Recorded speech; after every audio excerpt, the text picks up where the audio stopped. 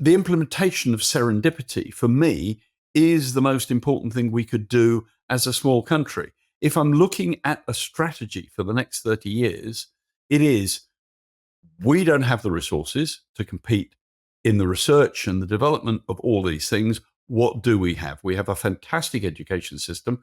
We have a small country. We can network together. Welcome to the Lab to Market Leadership Podcast. Too many advanced science and engineering companies fail to deliver their innovations from the lab to the market. We are on a mission to change that. My name is Chris Reichhelm, and I'm the founder and CEO of Deep Tech Leaders.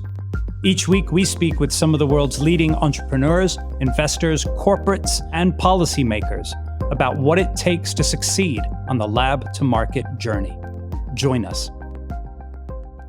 The city of Cambridge in the UK is, without question, the country's most successful and dynamic science and technology hub.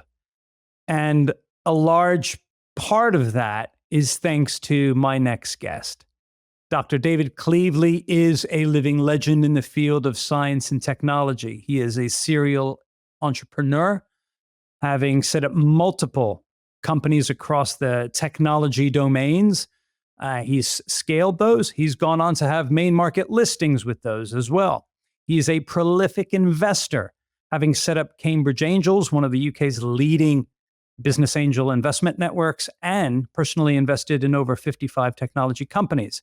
He's sat on multiple boards, advised multiple entrepreneurs, and even had a hand in shaping science and technology policy across the UK and the European Union. If you don't know him, you really should. Dr. David Cleevely is a living legend, and I'm delighted that we have him on the show today.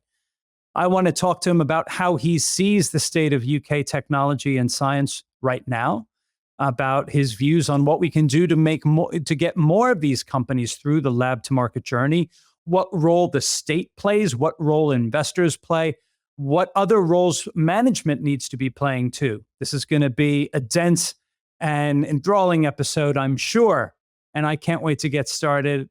I hope you enjoy. Let's get into it.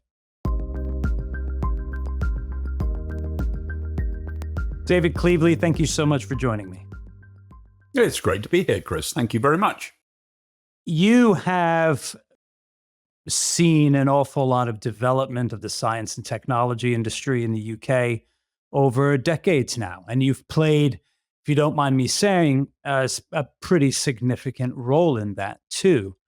What is your take on the current state of science and technology company development in 2024? My take on the current state is that we're suffering from the general slowdown in the UK economy. And of course, the changing relationships that we've had internationally are affecting our ability to respond to markets, but also to bring in people and other inputs into what's going on. So that has two effects. I think one is there's a kind of slightly lower level of expectation from people who want to start companies and grow them. And there's also a lowered expectation and caution on behalf of the people who are investing. So the thing that I've noticed since COVID is there's a certain reluctance to take risk. And that seems to be the kind of thing that if you've got a bit of too much of that caution, then you're going to slow growth up. It's not that there aren't lots of things coming along, but it's that the rate at which they're turning into stuff that I would hope would be the foundation for the economy for the next 10 or 20 years, that rate appears to have slowed. Is there anything, and just to be clear on that, is that a function of immigration policy, of trade relationships that we have, of the broader economy and the changing geopolitical landscape and how that affects the economy going forward? Or is there more to it than that? It's all of those things. Yeah. I think that we've had, no matter how what particular side of the political divide you sit, we've had a few very turbulent years, a great deal of uncertainty. We've had the exit from the European Union. We've had the COVID crisis, which was really quite a serious crisis. I mean, Yeah. It's almost as if people have forgotten that this thing had happened, but actually, it was a very serious change to the impact on the economy. And so all of those things. I think one of the Chinese politicians once said about the French Revolution, it's a bit too early to tell. It's a little too early to tell exactly what the real impacts of all of this will be. Mm-hmm. And it's entirely possible, that over the next 2, 3, 4, 5 years, we can do some resets and we can reset expectations and get our sights set a little bit higher. But at the moment, there isn't that kind of level ambition that I saw, say, in the early 2000s, or indeed the kind of thing that you got in the 2010 to 2015 kind of time frame. Mm-hmm. Those are the things that I'm missing at the moment, that kind of sense of optimism and momentum. And that it is possible to build something substantial in this country. Well, it is possible to build something substantial in the UK. I'm doing it in Glasgow at the moment. It's and that will be very substantial. There's a sociologist in the 1920s said, if enough people believe something to be true, it will be true in its consequences. Mm-hmm. I think we just need to be a bit more optimistic, and it will be true in its consequences. Mm-hmm.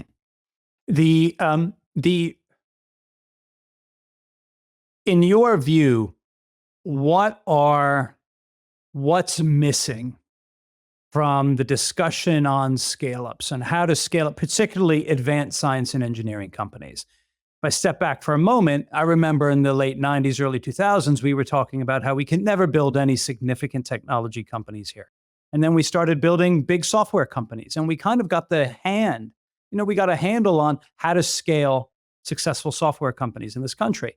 Now it's the age of deep tech, advanced science and engineering, multidisciplinary technology solutions, mix of software and hardware and all novel technology platforms as well. And we're struggling to scale these. Not just the UK, by the way, but many countries struggle to scale these because they're hard companies to scale. But given your vantage point, when you look at it, when you look at the problem, what are the things we're missing here? If you think we're missing anything at all, is it just a lack of ambition, or do you think we're missing some fundamental bits here that would help? Well, the ambition expectation, we need to unpick a little bit of that. Let me deal with that first, and then get on to the other missing ingredients. I remember back in the 1980s, talking to the head of strategy of BT, who was told by one of the senior civil servants in the government that there was no point in BT trying to be ambitious on a global scale because we were never going to build any global companies. And at the same time, we were deregulating the mobile business. And for a period, several years, Vodafone, a UK company, was the largest mobile company in the world. Now, of course, that wasn't going to last because of the sheer weight of numbers in China and in the US. But nevertheless, that is an indicator that it's possible to do these things. What is it? So I'm against ruling things out. I think you should be optimistic. I think you should be ambitious. I think it's entirely possible to build large companies in the UK, and we shouldn't talk ourselves out of it.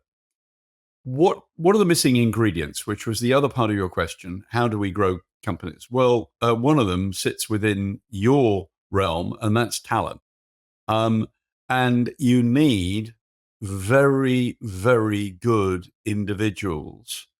If I look at my company in Glasgow, one of the things that we're doing fairly early on is recruiting some very senior and experienced people who have done this kind of thing before, and who are therefore enabling us to expand, grow our operations, and be more effective. And we should not underestimate the impact of that talent. I know I'm saying all the right things, Chris, but we shouldn't underestimate the impact of that talent. As a friend of mine from Cambridge Angels once said, what was the solution? He said, hire Beethoven. I mean, you got to get the top talent in to be able to make something actually work. And I think that there are other things that then go alongside that, which is you've got to have a clarity of vision, not be driven by the fact that you've got the best widget in the world and that everybody is going to worship your intellectual property. That you understand how this stuff is going to be used by the market. It's not enough to have a technology and to have intellectual property and to believe that the world is going to be the path to your door. That is actually quite an unhealthy strand of thinking that runs through, unfortunately, an awful lot of British culture. We may come back to that in a sec. Yeah. And the other one then is, if you've got the talent, if you've got the vision, and you can show clearly what you're going to do, there is still a sticking point in mobilizing enough resource, enough investment within the UK to be able to match all of that.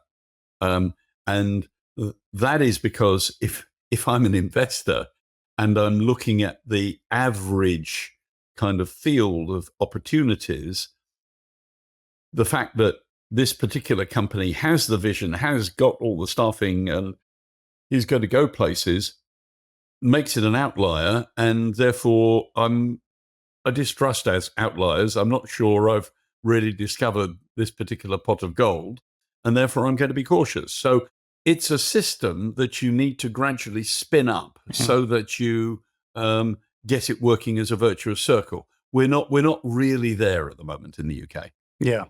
You've invested in something like 55 companies, I've read, over your career, over your time. And you've sat on the board of a large number of those, and you've advised a lot of entrepreneurs, you've mentored, you've served as chair. What, and this is, in a way, this is a question that gets back to what we were just talking about. From your perspective, what skills do we seem to be lacking in this country? What things are we particularly good at?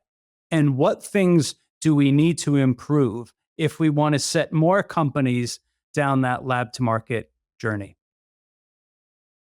Well, I mean, the skills we're good at, we're very good at the science. We're pretty good at the engineering, understanding the technology. I think the British education system is very good. Its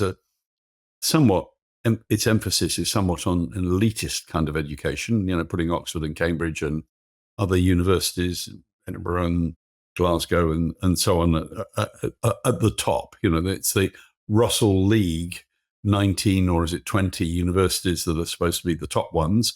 So there is this emphasis on somehow being pointy head, which it's fine because, you get talented individuals, but they're not rounded and they haven't got the experience. If I look on my own, just talking about my own career experience,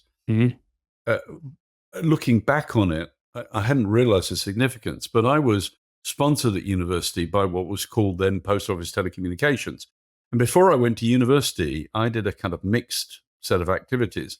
I've gone down into manholes and jointed cables, and I've helped lay telegraph poles and maintained exchanges and done all that stuff, as well as in that year doing machine lathes and making stuff, mechanical engineering and general relativity. I mean, making an analog computer. I did all of those things, many of which were very practical.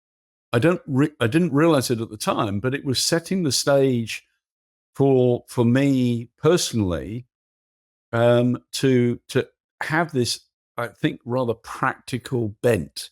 This notion that you should always be thinking about the outcome of things, and that bit is missing.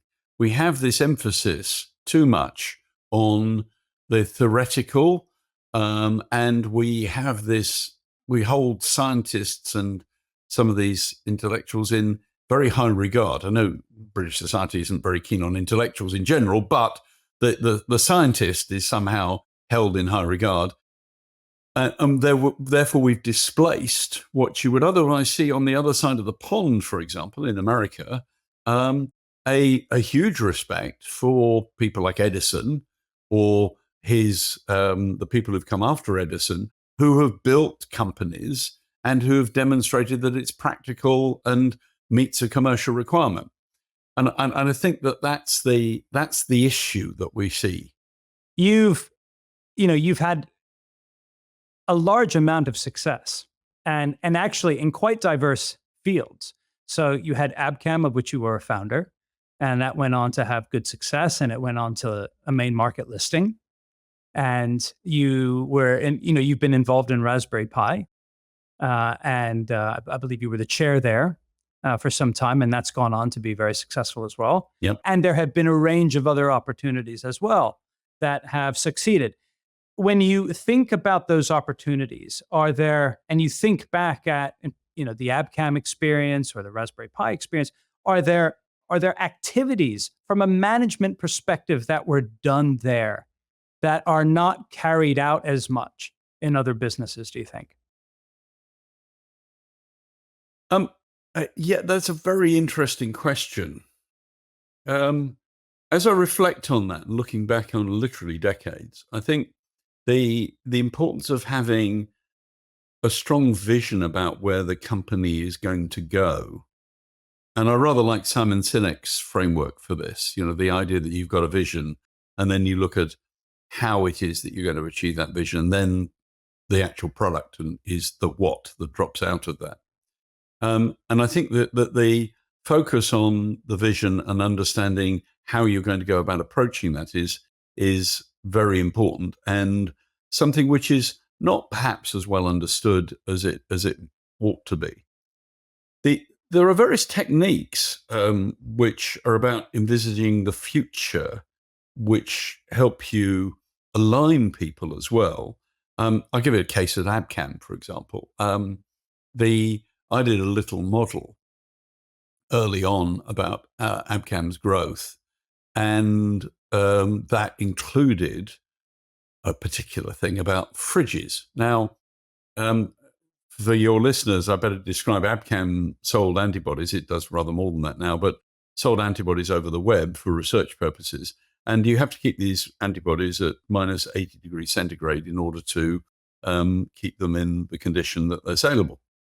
And when we looked at the sheer floor space that was going to be required, when I did the model, the sheer floor space that was going to be required to provide those fridges, that kicked off probably about 3 years in advance a program for constructing robot fridges that would save all of that space, allow us to pack many more antibodies per square foot or per square meter, and collapse the amount of space that we would need probably by a factor of 10. And though it's that kind of forward thinking that I think is very important. Now, I've given you it's almost a mundane example. It's almost a mundane example, but applies across the whole thing. Yeah. Where are you going to be in 10 years? What is the company going to look like in 10 years? And therefore, what is it that you need to be doing now that in 10 years' time, you'll all be sitting around going, gosh, wasn't it a good idea we did those things 10 years ago? Yeah. And so and that's about imagination and careful planning and vision. It's about the whole piece. It's about the whole piece. It's about the whole piece and the vision and taking people with you. So I'll give you another example with Raspberry Pi. Yeah. So with Raspberry Pi, I was chair of both the manufacturing company, so the technology company that was actually developing all these things, and I was chair of the charity. Now, they're two very different roles, but I was approaching the charity on the basis that it had to be a business. And so I did a lot of work on the governance structure and how that operated to hold people accountable. One of the difficulties with charities is that the people think they're good people, they're doing good things, and therefore anything they do is good, right? It wouldn't wash in business, right? And you need to run things on that basis.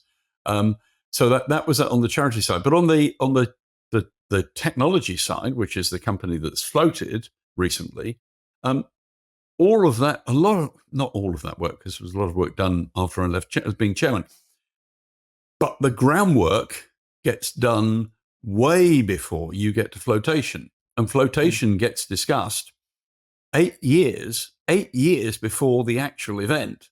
And the technology and the technology roadmap goes out those 8 years, and what you're going to do and how you're going to do it. It may not quite turn out that way, but you have made a series, it may not quite turn out that way, but you made a series of decisions and put resources in place and develop projects that will lead you in the right direction. As I say, at the end of that period, you look back and say, I'm glad we did that. Yes. I had discussions in 2015 and 2016 about how this was going to get structured. There were, I remember wandering around in a car park, an underground car park, discussing the strategy for the Raspberry Pi Zero, which was going to break absolutely every single rule in the book. Again, for your listeners, this was a $5 or £5 single board little computer that had, could do all the computing functions of a full fat Raspberry Pi. Yep. And we were going to launch it by giving it away as the only computer that's ever been given away free with a magazine. Right? Yeah. The reasons for doing that were embedded in the vision and the longer term strategy for where we were going to get to. And I can't emphasize that too much. And as my role as chair, in terms of being, on a board, your role as chair is to bring all of that together. It may not be your ideas, because the board is always bigger than the sum of the parts, but you have to make sure that everybody's subscribing to the same vision. On that point, boards have a very mixed rep amongst in the technology industry broadly, and especially in advanced science and engineering. A lot of them, I would say most of the people I speak to, see boards as a pain and not supportive enough. You've sat on a lot of boards, and I've watched you perform, if that's the right term, on your boards. I find you very effective. I'm not just saying that because you're my guest, but you lead the board. You actually lead the board. You lead the board in discussion. You've got an agenda and things get done and so on. You must have seen your fair share of boards that don't perform and boards that do perform. What advice do you have for getting boards to perform in the way they need to in order to support these businesses?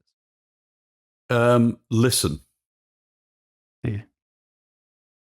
It's very, very important to listen to everybody's views, to encourage people to put their views forward, to try and then synthesize that into something that you think can be the common ground, the thing in the middle of the board table that everybody's going to look at and they're going to subscribe to. That's almost the main role of a chairman. It is to say, right, we're jointly constructing this thing, and here it is in the middle of the table. Let's all now contribute to it. When you were talking about the mixed response, I've encountered people. It must be, I don't want to denigrate anybody, but it must be like getting a rescue animal from a pet's home. Because when you encounter these people, they have been badly treated. They really have. And they will have all sorts of weird behaviors as a result of what they have learned in trying to cope with boards that are antagonistic and are not behaving in the way that I just described. I've sat on, as you say, I've sat on boards. I've sat on boards where the members of the board apparently just did not understand what the company was really trying to do, or what the people involved, the executives, we're actually trying to push forward. And it's horrible. It's actually really horrible. I wasn't in the position of chair on the particular board that I'm thinking of. I was just a non-exec director, and therefore less powerful or less influence. Power, it's more influence. It's wholly dysfunctional, and the trouble is that you need a board. The board is there to support the executives, right? It's there to make the company successful. The executives are there. They're going to be operating the company. They're going to make it successful. What is the board going to do to help them, right? That's the primary thing that a board needs to do. As soon as the board turns its function into come into the headmistress's or headmaster's study, and you now got to answer to me for what you're doing, forget it. I mean, you've got a wholly dysfunctional situation. Mm. Does there need to be more training of non-execs? How do young investors, for example, nothing against investors, we need investors. Investors are very important, but there are a lot of young investors, for example, that sit on boards and that may have not had a lot of training as an executive. They may have not worked in companies before. They may be new investors. Is there more training required in order to understand how to help? Or is it just a good set of ears, energy, and willingness, and good problem-solving ability?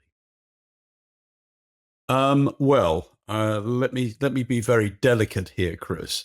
If I had a principal investor who'd never actually worked in a company and never done a startup, and all they'd ever done was somehow accumulated some money that they were going to invest,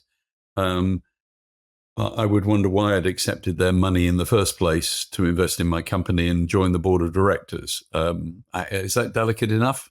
Sure. So, and yet, now look, no, look, there are some, I'm working with investors who are rather more mature than that, and they have a great deal of experience. Part of their experience is actually seeing across a whole range of companies and seeing how they've done and how they've responded.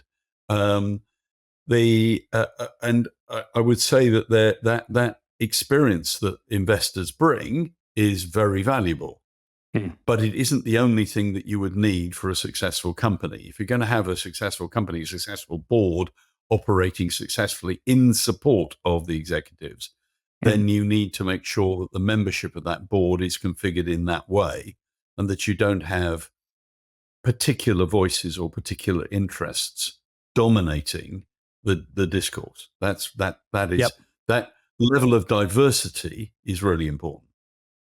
Is there an ideal size of a board for a company at a particular stage of development? Yeah, I prefer boards that are of the order of 5 to 8. There's supposed to be a bit of a problem with a board with 8 people in it, because it tends, in classical research shows that people tend to block up in terms of 4 versus 4 if there's a kind of dispute. I've never really got into that situation with boards of 8.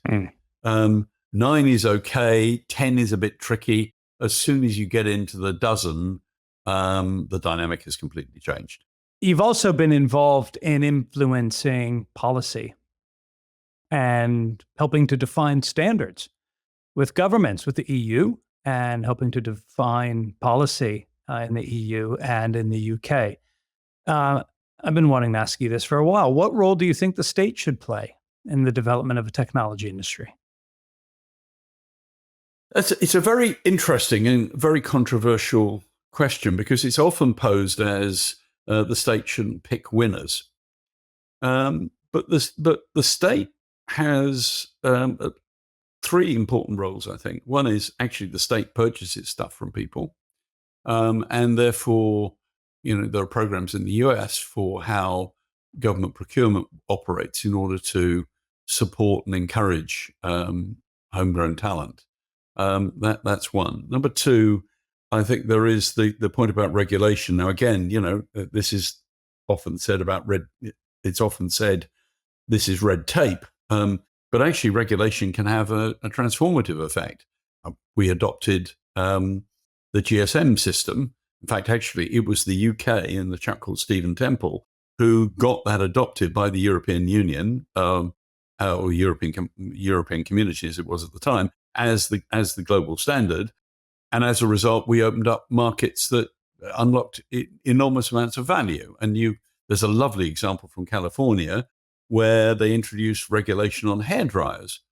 Hairdryers, most of your audience won't remember, but you used to have to use two hands to use a hairdryer. And if you placed it wrongly on your head, it would burn your hair off. These days, it's not like that. Those hairdryers are lightweight, they're low energy consumption, and that's due to Californian regulation, right? And that then spread across the whole of the world. So regulation can help on innovation. So there are ways in which government intervenes, but it doesn't intervene at the level of the firm, right? Other than, could outsource grant giving and procurement. Sure. That's fine. But to pick a sector as a particular thing is already a bit fraught with danger. Let me give you my favorite example about AI, right? Which we're all experiencing, right?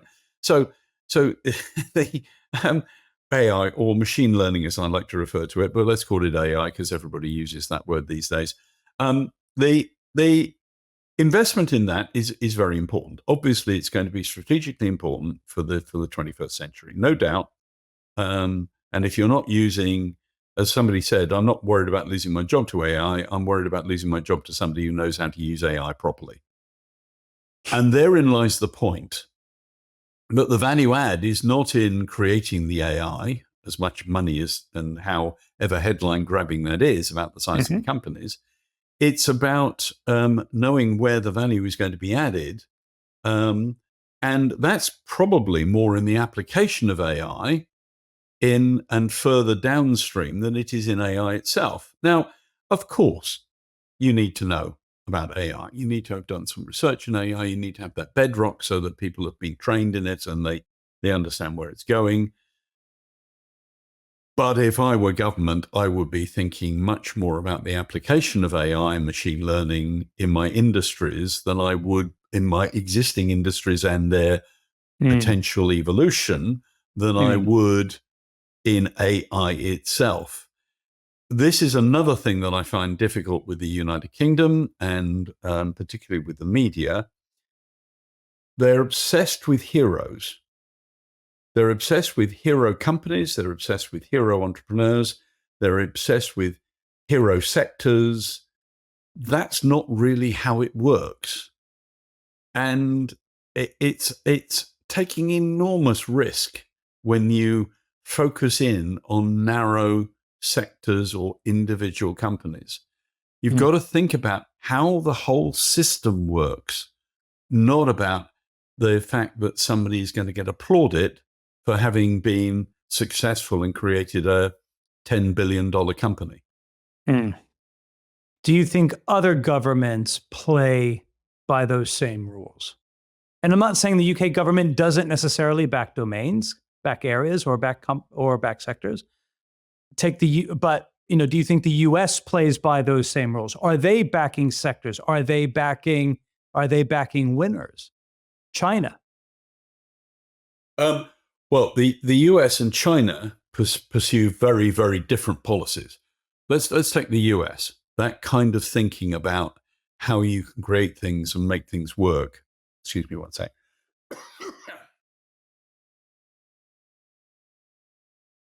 The US has a particular advantage in optimism.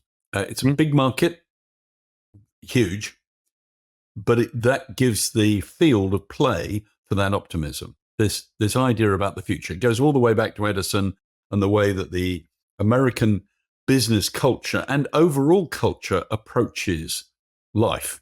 And so that optimism plays out in government policy in a very interesting way. So if you take the Advanced Research Projects Agency and the way in which that intervenes, or the SBRI stuff where the government purchases things, that is where the American policy is to intervene in a much more commercially savvy way in the economy. The military plays, defense plays an awfully big role. And of course, ARPA is really DARPA, comes out of DARPA, with the defense in front of the Advanced Research Projects Agency. And if you look at Silicon Valley and look back at its history, an awful lot of that, I mean, going back to the early 1900s with the naval radio stations over on the West Coast for looking into the Pacific, and accumulating that kind of technological savvy and know-how laid those foundations. Now, of course, you get the hippie movement, you get Fairchild Semiconductors, you get all those other things that spin off and create all that wonderful kind of chaotic mess that generates all this, and then you get the attraction of the capital coming in to fund it. So it's complicated and different in the United States, but as I say, don't underestimate the amount of government intervention. It's there. Yes. It's very closely commercially aligned, and it's playing to this optimism. Yes. In China, it's very different. In China, China is doing what Japan did in the 70s and 80s, which is tail lighting in the fog, right? Tail lighting in the fog is much easier. You just watch what everybody else is doing and you do it much better. And because you're coming at it later, you can avoid all their mistakes. And I think Shenzhen is a good example of that. It's a very, very clever example. But the Chinese are doing other things. They understand in green energy and in renewables much more than we do, I think, because they're facing some very, they have constraints on their natural resources and what they're able to access. So that is always the mother of invention. But they have thought ahead through the rest of the century to think about where things are going to go. And the Chinese are putting in multiples each year. They're putting multiples of the total generating capacity of the UK in renewables. The car industry, everybody's running scared of that because basically 2 decades ago, they started to think about where this was going to go, what all the implications were. And now you're getting a car industry in China because of domestic market, which is cheaper and very, very high functioning cars, electric cars. I mean, the Chinese moved from combustion engines for motor bicycles a long time ago. We're not even catching up with electric bikes and that kind of thing. So that's that play, as I was talking about regulation as well as in government direct intervention. It strikes me that in both cases, both the American case and the Chinese case, there is quite a deep level of thinking about the system, right? About how that operates. It plays out rather differently in America to China, but it's a very similar, deep understanding about the way in which everything interacts in the economy and where that's going to evolve, and therefore where do you need to put your resources now? Well, to take it back, it's a vision has been established. And a vision in 2 different environments. But nevertheless, there is a vision. America is good at developing a vision and thinking about where it wants to go. It's got to contend with the democratic process and new administrations, which may throw things out a little bit. But generally speaking, maybe because of the optimism about which you speak, it carries along a forward line. For the most part, it continues to progress and move forward. China doesn't have such democratic issues. It can afford to define a vision and hold to that and execute on that vision over a period of decades. And it's one of the benefits of that system of government. It's also a weakness. It's also it is a weakness, Chris, as well. Because, so I'm not promoting because that. The future is not certain, and I'd rather have. Personally, I would rather have a system that was flexible and responsive and a little bit chaotic compared to a system that apparently was getting it right at the moment, but might actually find itself in a bit of difficulty as a result of placing down some solid bets without the flexibility. Agreed. Do in the UK, we hear about a number of different uh, areas, semiconductors looking for more support from the government, life sciences looking for more support from the government, IoT and transportation and mobility. UK is a relatively small country, though, certainly compared to the US and China. Eh, Do we have any right to establish a significant footprint in all of these areas? Or to the point we've been talking about, should we, at least in some way, think about which industries we're going to back over others? Or do we leave that entirely to the market to decide? Because we can't win at everything. Right. So I'm going to pick up on this point about leaving it to the market to decide.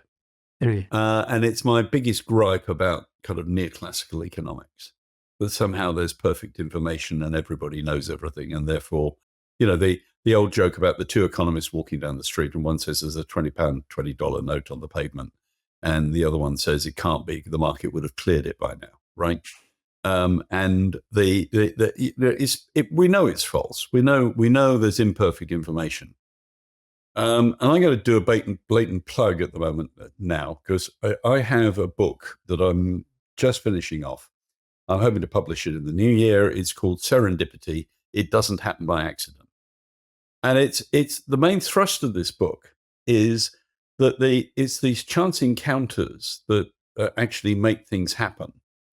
And taking Cambridge as a case in point, I think Cambridge is extremely successful because it encourages, enables all those chance encounters. It's got lots of networks through which people operate, and therefore it can mobilize the resources. It can have the conversation in the Panton Arms that leads to the main technology now that's used for gene sequencing everywhere in the world. Those kinds of things are the stuff that I think we haven't really understood its strategic advantage. As you say, the UK is a relatively small economy.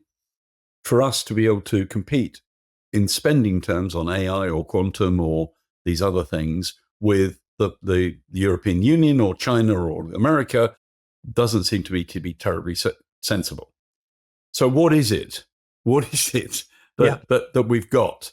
A bit like Reagan's question about, come on, what have we got more than the Russians, right? What is it that we've got? Well, actually, the advantage of being a relatively small country is that you have a network of people, and we're an open country. So we draw on that talent all across the world. We need to operationalize, need to put into place structures that enable those people to talk to each other, meet each other, understand each other, and so mobilize the resources and look and understand what those opportunities are. The more people that we have are discovering those £20 notes on the pavement and mentioning them, the better it is for us. And that's actually the thrust of my entire career has been bumping into people, finding them interesting, having chats with them, and then finding that the linkages turn into opportunities and things that neither of us separately were ever going to realize, but together and with the networks that we have at our disposal, then actually generating enormous value. In a world where the metaphor is kind of Wikipedia, right? This is not somehow some central government has some great insight into which sectors you should back. Where what you need to do is construct networks of people so that through those networks, that information and insight can be transmitted so that you know where the thing is going to go.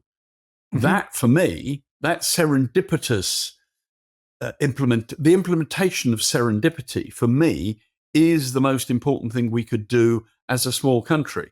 If I'm looking at a strategy for the next 30 years, it is, we don't have the resources to compete in the research and the development of all these things. What do we have? We have a fantastic education system. We have a small country. We can network together. I was in a meeting in Dublin once, years ago, and the Minister of Telecommunications I was working with the Irish government. The Minister of Telecommunications had brought in every CEO of American telecommunications and cable companies that claimed Irish ancestry. Now, you and I know that at least 120% of Americans claim Irish ancestry.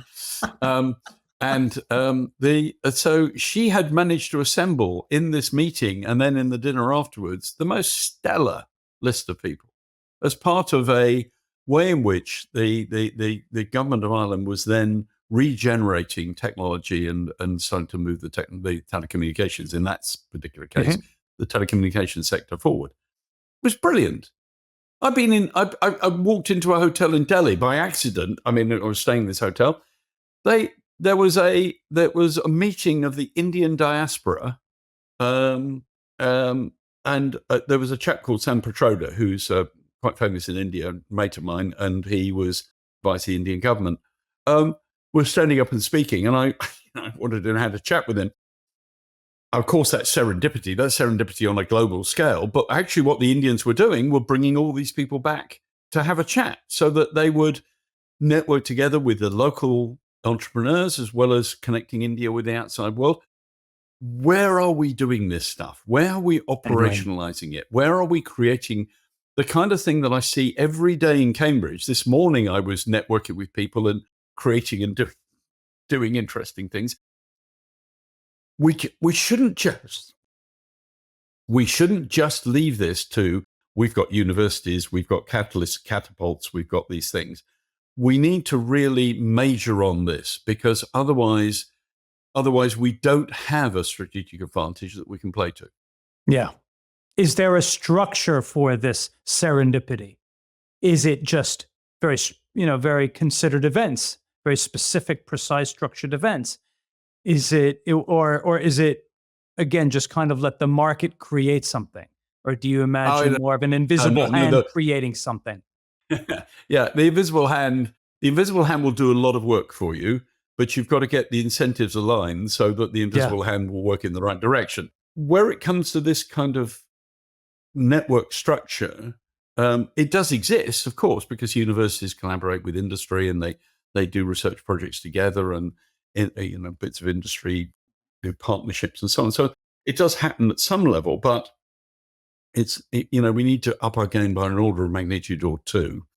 I constructed in Cambridge a thing called the Centre for Science and Policy, which had its roots back into, I co-founded Cambridge Network and the thing called Cambridge Wireless and Cambridge Angels, all of which are kind of super networking organizations in effect. And with the Centre for Science and Policy, I did something rather different. This was the notion that you've got this problem about academics, scientists, trying to talk to policymakers, and the scientists want to write reports and then tell the policymakers what they're doing wrong. Right? It doesn't work. So what I constructed was a scheme where a policymaker has a series of questions. We find 30 interesting people for them to talk to. They go and talk to them for an hour each. And as a result, they go back to their work. They've now got a network of 30 people. You can augment that by having other events and things around it. But it's that core of, you met 30 really, really interesting people, of which maybe 6 are going to be really important for the rest of your career. Yep. We've had 14,000 meetings like that. Over 600 people have gone through this system. Wow. Cambridge is now very well connected into policy making in government, and the fruits of that are still unfolding. It's a decades long strategy. This thing, I'd say that was the prototype for what we need to do at the national level. And I get it. Having a similar kind of scheme with the order of about 1,000 people a year going through something like that, you're not going to get instant results. It's not going to be 3 or 5 years. It will be 10 years or 15 years before you really see the results of all of that. Yeah. But you would see results. Yeah. Yeah. That is inspiring, David. For whatever this is worth, I completely agree with you. And I think that actually plays to this country's strengths. That's what it can do. And it can globalize that network as well. It doesn't just have to be individuals. It should be people from all over the world but the British have always been dare I say, the best at doing that historically. I don't want to get unnecessarily kind of nationalist patriotism or stuff. I mean, it's all over the top. It can be a bit unhelpful. But you're right. I mean, the thing is, we're a maritime nation in that sense. We have, for various, I'm not going to comment on having created an empire, but we are connected across the world. It's true. But the thing is, we do have, where was I in Delhi? I mean, what is the strength, right? That is the strength. Those networks. And how does Lloyd's of London work? I mean, how does the finance sector in the UK actually operate? If you dig down, it's about those kinds of networks. Yeah. So look, it's staring us in the face in a sense. That is our strategic strength. Don't go off doing the same old about copying somebody else's industrial strategy. We're just not in the same position. Yeah. That's yeah, you're right. You're right. David, I have loved this. Thank you so much. Thank you so much for joining me. This has been wonderful, and I'm glad we've been able to cover so many topics too. I would have been disappointed if we weren't able to, but thank you for joining me. Well, Chris, it's been a pleasure. Sometimes, occasionally, when I was speaking, maybe a little bit too much, but thank you very much. I hope your listeners find this interesting. I have no doubt they will. Thank you. Thanks. You've been listening to the Lab to Market Leadership Podcast, brought to you by Deep Tech Leaders. This podcast has been produced by Bauhaus. You can find out more about us on LinkedIn, Spotify, Apple, or wherever you get your podcasts.